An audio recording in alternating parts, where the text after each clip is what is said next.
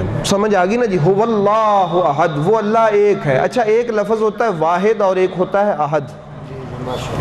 واحد کا معنی بھی ایک ہے اور احد کا معنی بھی ایک ہے. سورہ توحید میں، سورہ اخلاص میں اس کا ترجمہ ہم ایک نہیں کرتے، اس کا ترجمہ کرتے ہیں اکیلا. کیا کرتے ہیں؟ اکیلا، ایک نہیں. فرمایا وہ ایک ہے. اب پتہ چلا کہ وہ ہے تو صحیح.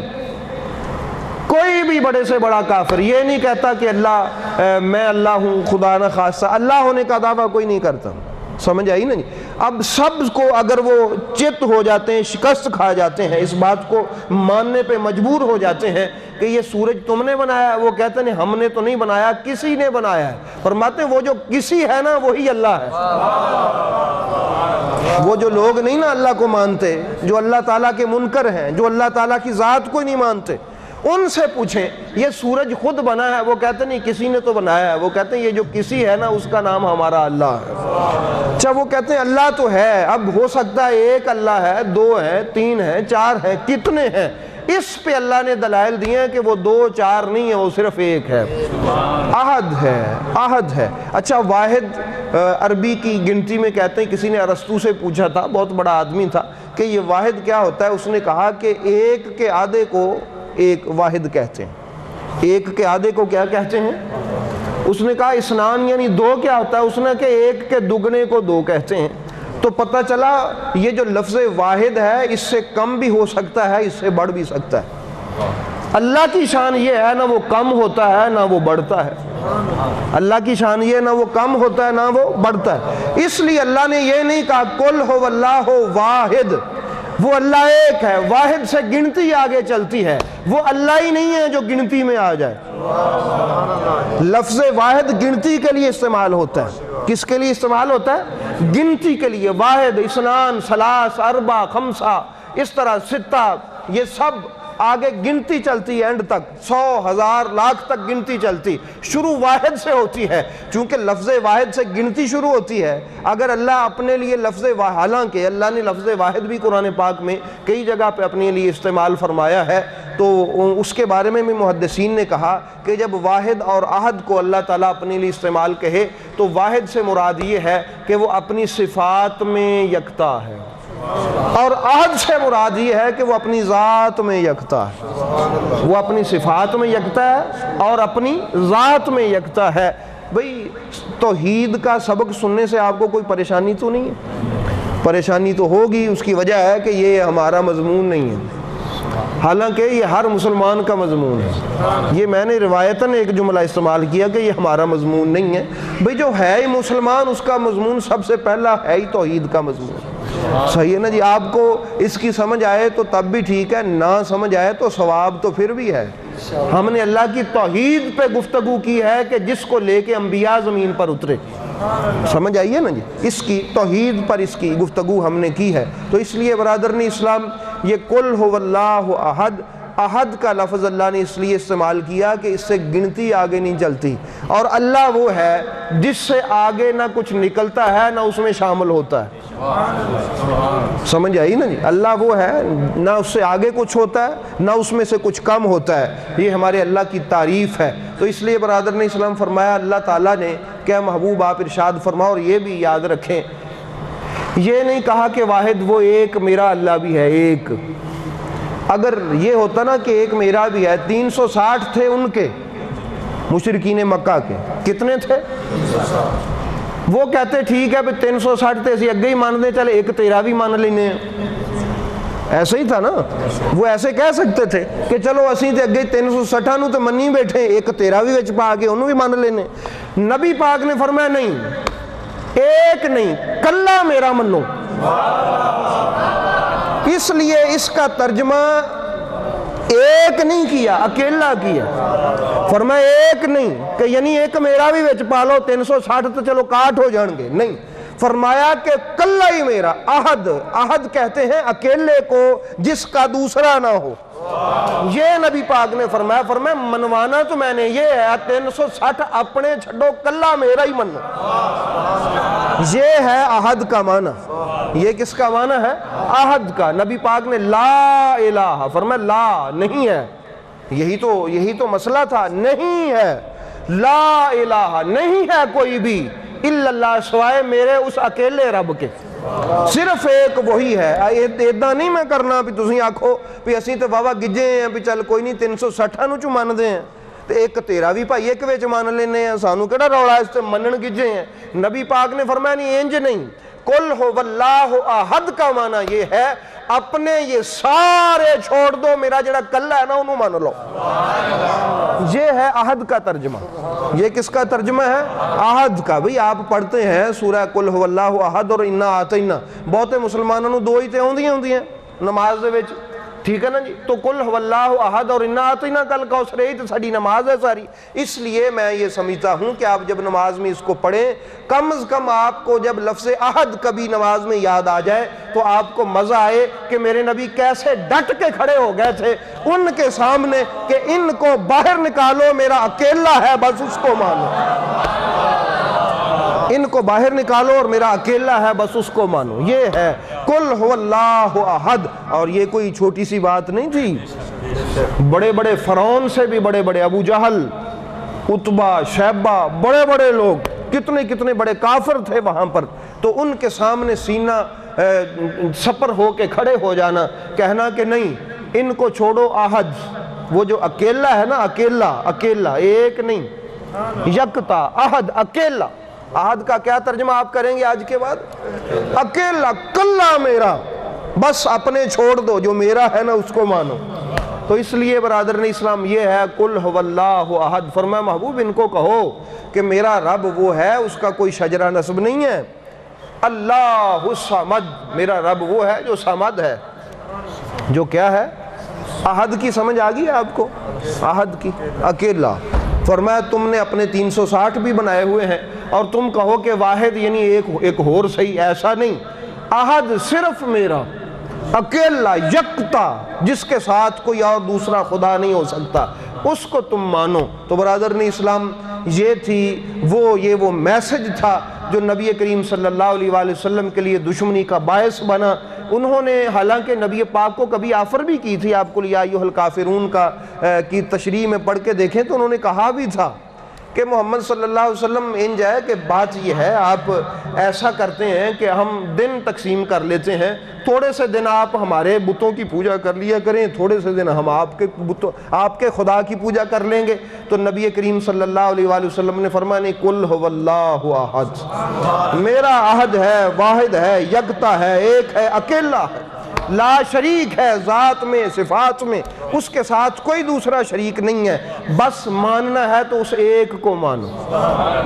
کیونکہ آپ کا میسج تھا لا الہ، کوئی ہے ہی نہیں، یہ میسج تھا۔ یہ جو تم 360 بنائے بیٹھے ہو کوئی اور نہیں ہے، صرف ایک وہی ہے، الا اللہ، وہی ایک ہے جو احد ہے، جس کو ہم اللہ کے نام سے جانتے ہیں۔ آپ تاریخ پڑھتے ہیں کہ لوگوں نے رب ہونے کے، کسی نے نبی ہوا، کسی نے کہا میں رب ہوں، کسی نے کچھ کہا، لیکن کبھی کسی نے آج تک یہ نہیں کہا کہ میں اللہ ہوں۔ یہ اس کا ذاتی نام ہے، اس کی جلالت ہے، کسی نے بھی نہیں کہا میں اللہ ہوں۔ اس لیے برادران اسلام آگے کہا صمد۔ اس پہ اور بھی گفتگو ہو سکتی ہے لیکن میں اسی پہ اکتفا کروں گا، قل هو اللہ احد۔ الصمد، اس کا ترجمہ ہم بے نیاز جانتے ہیں، اس کا لغوی معنی ہے بہت ہی مضبوط ایسی چٹان جو اپنے نیچے آنے والے کو پناہ دیتی ہے۔ اس کا لغوی معنی یہ ہے، ایسی چٹان، کسی پر تیر برس رہے ہیں، کوئی گولیاں مار رہا ہے اور وہ اس چٹان کا سہارا لیتا ہے، اس کے نیچے آتا ہے، وہ پناہ لیتا ہے، اس کو پناہ مل جاتی ہے۔ اس کو یہ عبرانی زبان میں صمد اس لفظ کو کہا کرتے تھے، لیکن جب قرآن میں آیا تو اس کا معنی بے نیاز ہو گیا، بے پرواہ ہے، اس کو کسی کی پرواہ نہیں، اس خدا کو کسی کی پرواہ نہیں ہے، بے نیاز ہے، بے پرواہ ہے۔ اور حضرت امام جعفر صادق علیہ السلام سے کسی نے پوچھا تھا، آپ نے فرمایا تھا اس کا ایک ترجمہ یہ بھی ہے، نہ وہ کچھ کھاتا ہے نہ وہ پیتا ہے، اس کو کسی کی حاجت نہیں ہے۔ اور وہ جو چٹان ہے، اگر اس کا یہ ترجمہ بھی ہو تو چٹان کی ضرورت ہوتی ہے بچنے والے کو، چٹان کو کسی کی حاجت نہیں ہوتی۔ اسی طرح اللہ تعالیٰ کی ضرورت سب کو ہے، انبیاء کو، رسولوں کو، کل مخلوق کو۔ اللہ کو کسی کی ضرورت نہیں ہے، اللہ کو کسی کی محتاجگی نہیں ہے۔ اس کو کہتے ہیں الصمد، جس کی سب کو ضرورت ہو اور اس کو کسی کی ضرورت نہ ہو۔ جس کی سب کو کیا ہو ضرورت ہو اور اس کو کسی کی ضرورت نہ ہو، اس کو کہتے ہیں الصمد۔ فرمایا وہ اللہ صمد ہے۔ تو برادران اسلام یہ اللہ صمد ہے، اور یہ بھی یہ ذہن میں رکھیں، اس کو پرواہ تو کسی کی نہیں ہے۔ لیکن حیرانگی والی بات یہ ہے کہ حضرت بلال کا واقعہ آپ سنتے ہیں کہ حضرت بلال جو تھے انہوں نے اذان نہیں دی تو سورج نہیں طلوع ہوا۔ یا اللہ تو بے نیاز ہے، تجھے کسی کی کیا پرواہ، تینوں کی لگے پہ کیڑا اذان دوے تو کیڑا نہ دوے۔ فرمایا پرواہ تے نہیں، پیار تے مینوں ہے نا۔ چلو پرواہ تے مینوں نہیں کسے دی بھی، میں یقیناً غنی ہوں، یقیناً میں بے نیاز ہوں، یقیناً میں بے پرواہ ہوں، مجھے پرواہ تو پاک محمد کی بھی نہیں ہے۔ کیونکہ اگر رسول معظم کی بھی پرواہ کہیں تو یہ اللہ کی شان کے لائق نہیں ہے یہ لفظ، کہ کہیں کہ اللہ کو باقی تو کسی کی پرواہ نہیں ہے، چلو محمد صلی اللہ علیہ وسلم کی پرواہ ہے۔ نہیں، وہ ہے ہی بے نیاز، اس کو کسی بھی بڑے سے بڑے نبی کی بھی پرواہ نہیں، بے نیاز ہے وہ۔ مگر وہ کہتا ہے بے نیاز تو ہوں لیکن محبت تو کرتا ہوں نا، محبت تو ہے مجھے اس پر اپنے محبوب سے، اپنے محبوب کے محبوبوں سے، اپنے محبوب کے پاس بیٹھنے والوں سے۔ تو اس لیے برادران اسلام یہ محبت ہے۔ اور آپ سمجھتے ہیں کہ ہم کہتے ہیں جس پر غسل جنابت فرض ہو اس کے پاس فرشتے نہیں ہوتے رحمت کے، ایسے ہی ہیں نا، جس پر غسل فرض ہو جائے اس کے پاس رحمت کے فرشتے نہیں ہوتے، وہ مانوی طور پہ اس پہ نجاست ہوتی ہے۔ لیکن ہم ایک واقعہ یہ بھی پڑھتے ہیں کہ ایک صحابی تھے، وہ ان کی شادی ہوئی، وہ ابھی شادی ہوئی ان کی رات، اپنے انہوں نے زوجیت کا عمل ادا کیا، غسل واجب ہو گیا، ادھر سے میرے مصطفیٰ نے اعلان کر دیا جنگ پہ جانا ہے آ جاؤ۔ اب وہ جاتے ہی شہید ہو گئے، اگر وہ غسل کرتے تو لیٹ ہو جاتے۔